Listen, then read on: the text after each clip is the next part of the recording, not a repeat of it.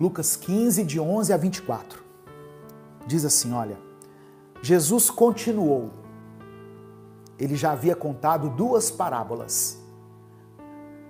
A da ovelha perdida, a da dracma perdida, e agora ele conta sobre o filho que se perdeu, que saiu de casa.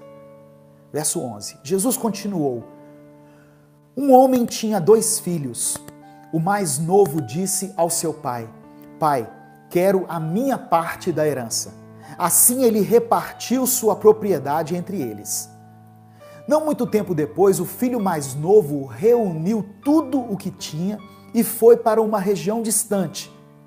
E lá desperdiçou os seus bens, vivendo irresponsavelmente. Depois de ter gasto tudo, houve uma grande fome em toda aquela região e ele começou a passar necessidade. O filho pegou o dinheiro dele, saiu da casa do pai, foi para um lugar longe, gastou tudo e começou a passar necessidade. Verso 15. Por isso foi empregar-se com um dos cidadãos daquela região que o mandou para o seu campo a fim de cuidar de porcos. Ele desejava encher o estômago com as vagens de alfarrobeira que os porcos comiam. Ele desejou a comida dos porcos, mas ninguém lhe dava nada. Caindo em si, ele disse, quantos empregados de meu pai têm comida de sobra e eu aqui morrendo de fome? Eu me porei a caminho e voltarei para meu pai e lhe direi, Pai, pequei contra o céu e contra ti, não sou mais digno de ser chamado teu filho, trata-me como um dos teus empregados. A seguir levantou-se e foi para seu pai. Estando ainda longe, seu pai o viu e, cheio de compaixão, correu para seu filho e o abraçou e o beijou. O filho disse, Pai, pequei contra o céu e contra ti, não sou mais digno de ser chamado teu filho. Mas o pai disse aos seus servos, depressa, tragam a melhor roupa e vistam nele. Coloquem um anel em seu dedo e calçados em seus pés. Tragam o novilho gordo e matem-no. Vamos fazer uma festa e comemorar, pois este meu filho estava morto e voltou à vida, estava perdido e foi achado. E começaram a festejar. Aleluia. Eu quero tirar desse texto aqui, irmãos, características de Deus que nós precisamos conhecer para que nós nos relacionemos com Ele. Toda vida feliz e próspera parte de um relacionamento com Deus. E para que eu me relacione com Deus, eu preciso conhecê-lo na sua essência. Não é um Deus de quem eu ouvi falar. Eu preciso conhecer Deus profundamente para que eu me relacione com Ele e para que eu seja uma pessoa feliz e próspera e abençoada.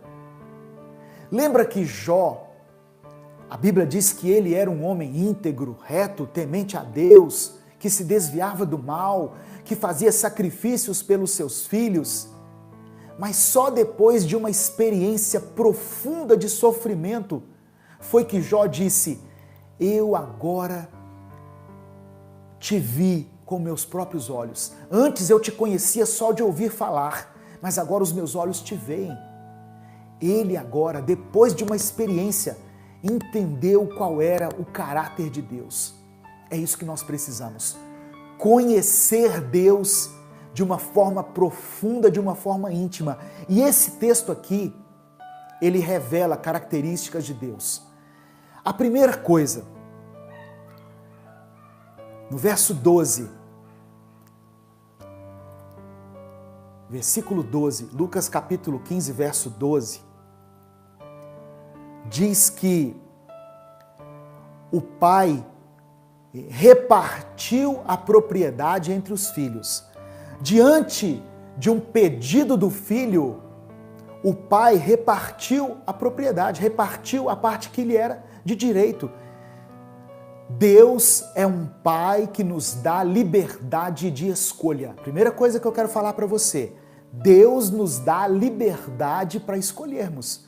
Ele não é um pai impositivo, ele nos dá liberdade para escolher, mas ele sempre nos aconselha a fazer as escolhas certas. Deus nos dá liberdade, mas ele nos aconselha. Olha só, Deuteronômio capítulo 30, verso 19. Hoje invoco os céus e a terra, Deus falando, como testemunhas contra vocês de que coloquei diante de vocês a vida e a morte, a bênção e a maldição. Agora, escolham a vida para que vocês e seus filhos vivam. Deus está dizendo assim, olha, existem dois caminhos. Eu vou orientar, eu vou aconselhar que vocês escolham o caminho da vida, o caminho da bênção, porque assim vocês serão abençoados e os seus filhos serão abençoados. Deus não nos obriga a obedecê-lo. Ele quer que isso seja uma atitude natural da nossa parte. Então, por que o pai dessa parábola não impediu o filho de sair de casa? Quantas vezes, irmãos, você que é pai, que é mãe, quantas vezes você não foi impulsionado a direcionar uma atitude do seu filho, quando seu filho era pequeno? Mas por que o pai daquela parábola não impediu o filho de sair de casa? Sabe por quê? Porque tem lições que nós só vamos aprender com os nossos erros. Aquele filho só valorizou a casa do pai, a presença do pai, quando ele estava longe, quando ele passou por necessidades. Então, era muito fácil para aquele pai, que nessa parábola representa Deus, impedir o filho de sair de casa. Falar assim, não, eu não vou te dar a sua parte na herança, porque eu sei o que você está em mente, eu sei o que você está pensando, mas aquele pai deixou o filho à vontade. Deus é um Deus que nos dá liberdade. Amém?